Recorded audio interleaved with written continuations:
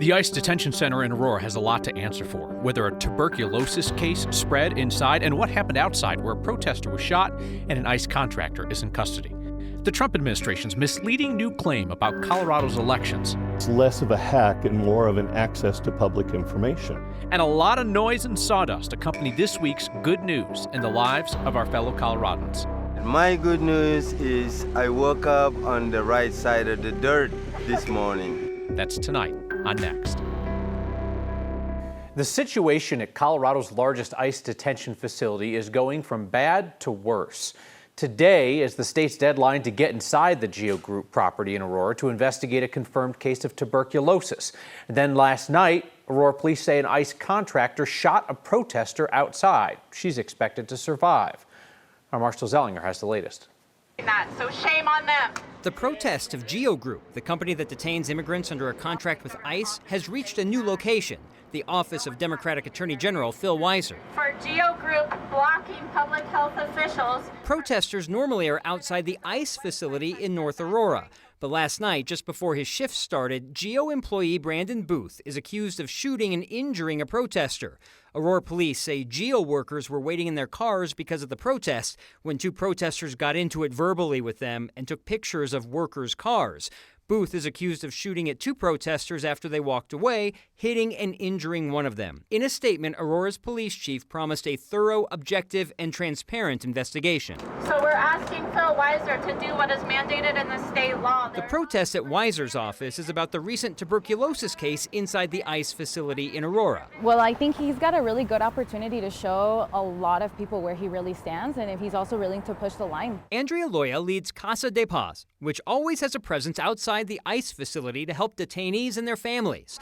She's part of Friday's protest to try to get Weiser to force Geo and ICE to allow Adams County health leaders inside to investigate TB. Geo has already sued Washington State and New Jersey over similar state laws they say they don't need to comply with because they answer to Congress and ICE. Even though it feels performative, we do have to be able to hold a line at some point and say, even though you're not going to do this correctly, we know that this is the correct thing to do. ICE said the TB patient was treated, cleared of TB, and deported. So there's a lot of different people that are potentially at risk in a congregate setting. Adams County's health director still wants to be able to investigate the ICE facility just like anywhere else. But we don't have a lot of information following that initial contact in terms of whether treatment was completed, or what has happened since, and we don't have any information about who else may have been exposed.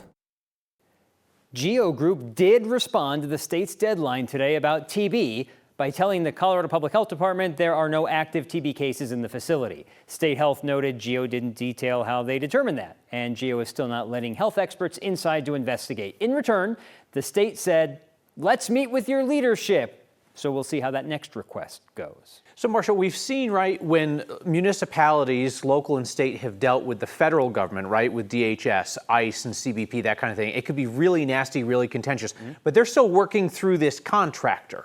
Right, and they're treating them just like any other private business if they wanted access for certain things from a health standpoint, at least from the health standpoint part of it. And they're just getting stymied, and there's really nothing that can be done because you look at these other states that the Geo is suing, and it's just caught up in court. So, why is Colorado going to be any different right now? Marshall Zellinger, thank you. Colorado Parks and Wildlife commissioners narrowly voted down a proposed ban on fur sales today, ending a controversial months-long debate that was sparked by a citizen petition. Earlier this year, Colorado Parks and Wildlife's appointed commissioners went against the recommendation of CPW staff and their director to advance a proposed ban on the retail sale of fur products. The proposal drew opposition from hunters who said there's no scientific basis for the restrictions. But animal rights advocates and other backers of the proposal argue that the commercialization of animal products encourages irresponsible hunting and trapping. Well, today, commissioners met to nail down specifics of what a fur ban would look like which animals or products should be exempt. But after hours of debate, they voted narrowly to stop considering the ban altogether. That's a surprise, especially after yesterday's meeting when the commission voted to limit the number of fur-bearing animals that a hunter or trapper can take per day to 2.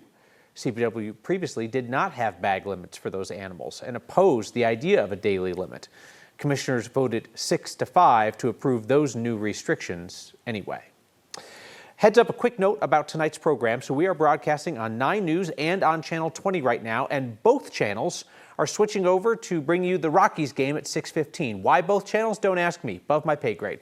Next will continue through 6:30 wherever you stream 9 News. So as a result, our commercial breaks are going to be in different places, but we'll still have just as much time to talk about the news as on any other night.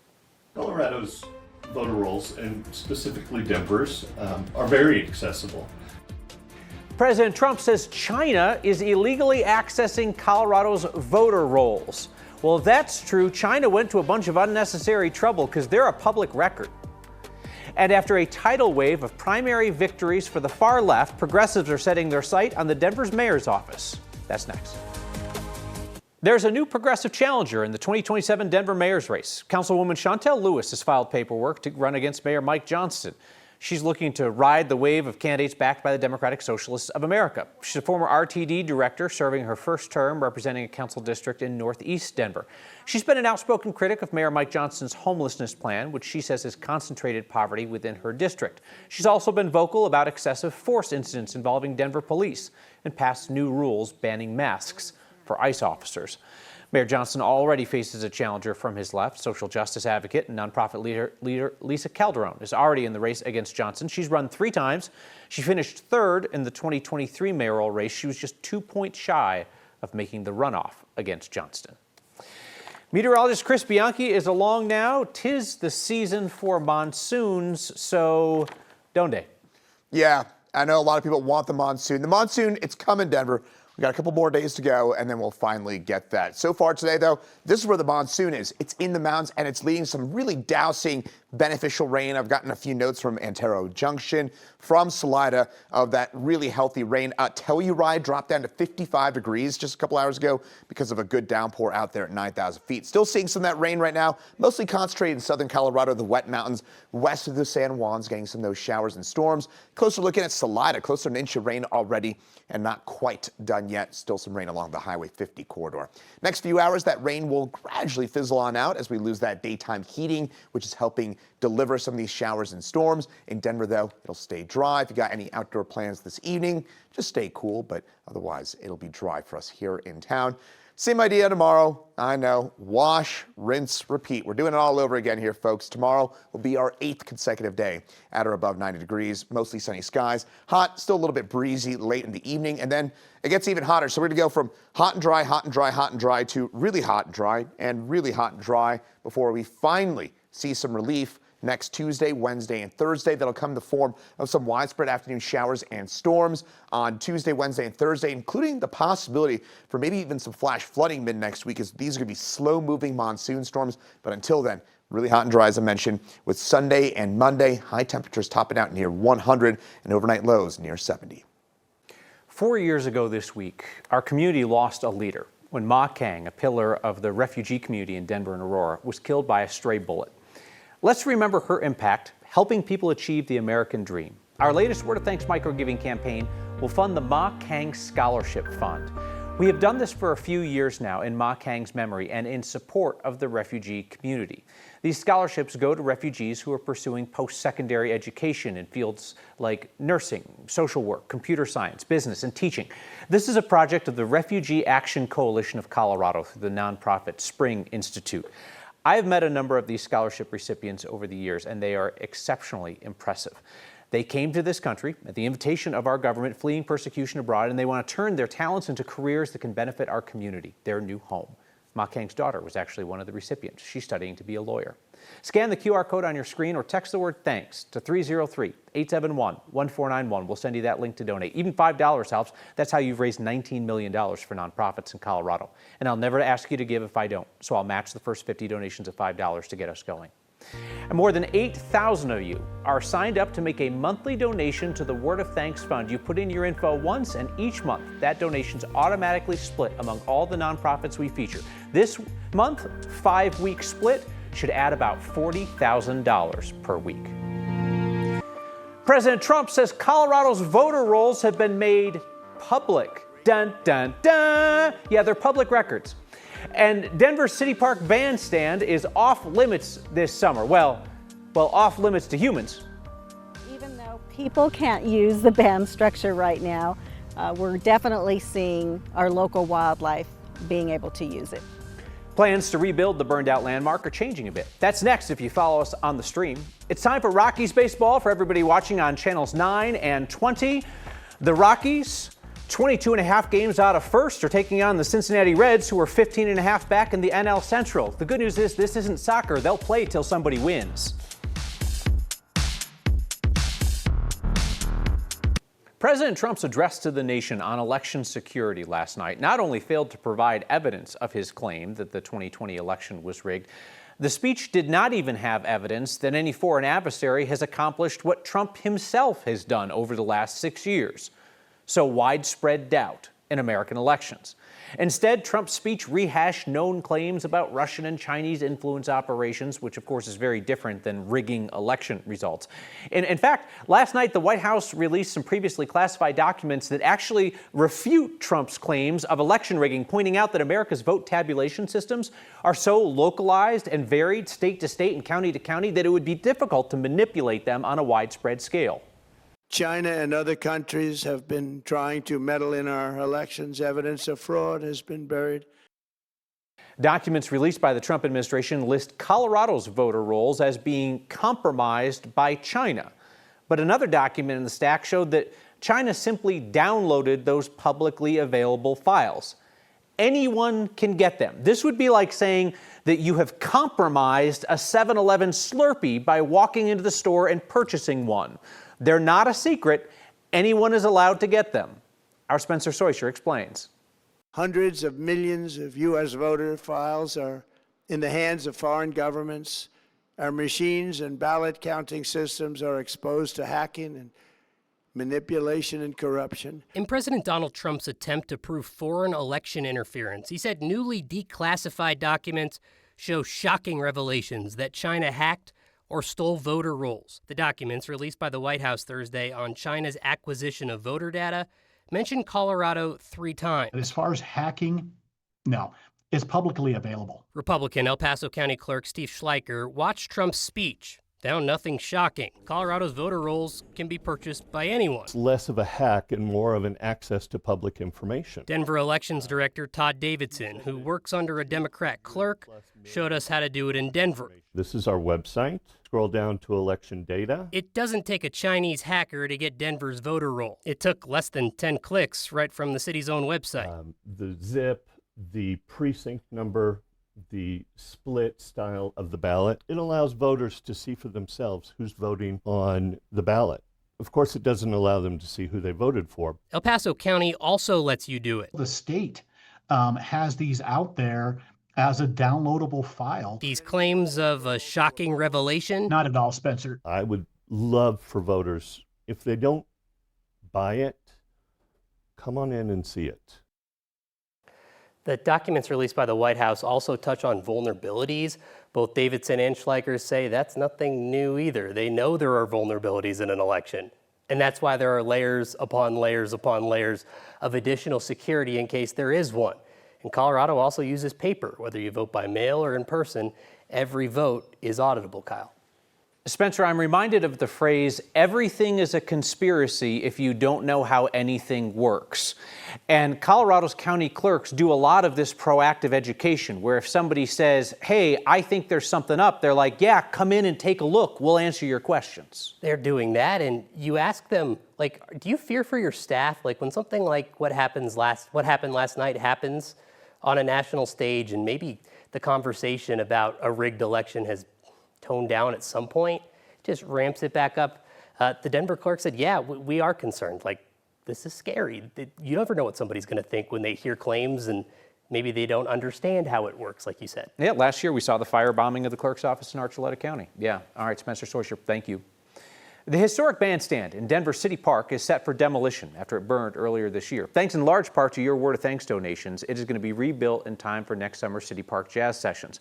But the wrecking crews can't get to work until some squatters get out of the way.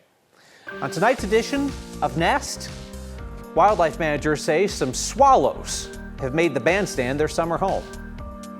The bandstand in City Park has been here for many, many years. Unfortunately, it did catch fire. The plan for the bandstand is to rebuild it. Even though people can't use the band structure right now, We're definitely seeing our local wildlife being able to use it. Currently, we have some barn swallows that are using the bandstand for their nesting. So I see a bird perched up on the top here, but then the birds are flying underneath the eaves. About 5 to 8 nests underneath this roof. They are looking for their more natural habitat. In the mountains, they would be looking for cliff sides and ledges.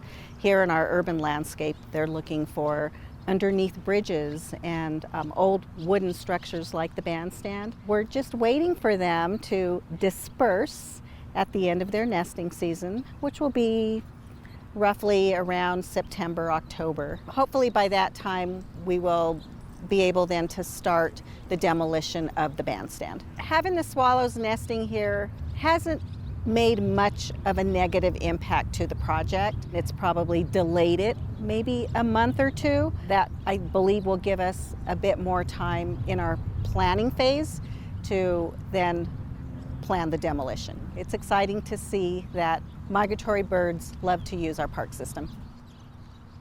Next, viewers raised almost $90,000 toward building that new bandstand. The city still expects the demolition and the rebuild to be done in time for City Park Jazz next summer.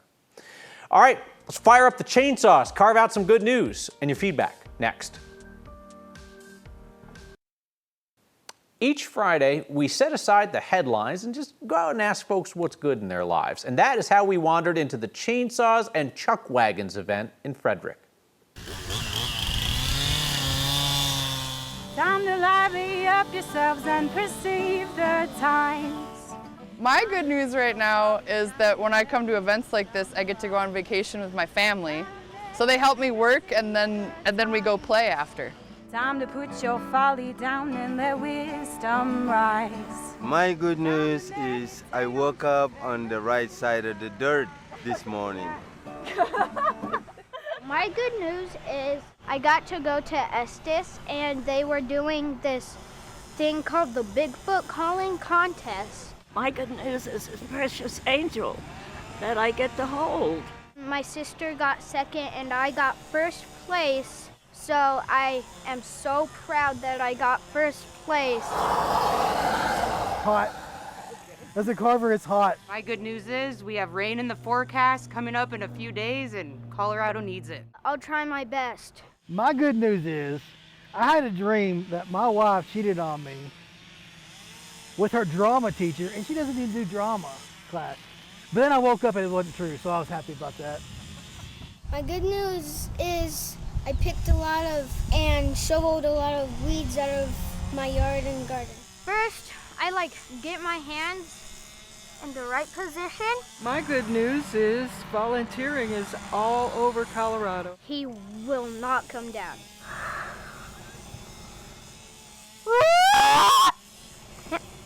Yep, that's all. I feel like we should just unpack everything that we just saw there. Can we go back to the dude in the America hat who said that he dreamt that his wife cheated on him with a drama teacher, but it's cool because she doesn't do drama. I need a full piece on that. I need a full piece on whatever's happening with them. Okay, onward. This via text. Watch the segment on the happenings at the ICE detention facility. We were surprised that it wasn't mentioned that they don't follow flag protocol. The U.S. flag is half-staffed. The others are up fully by protocol. Honestly, that really seems like the least of their problems. That is literally the absolute least of their problems. See you next time.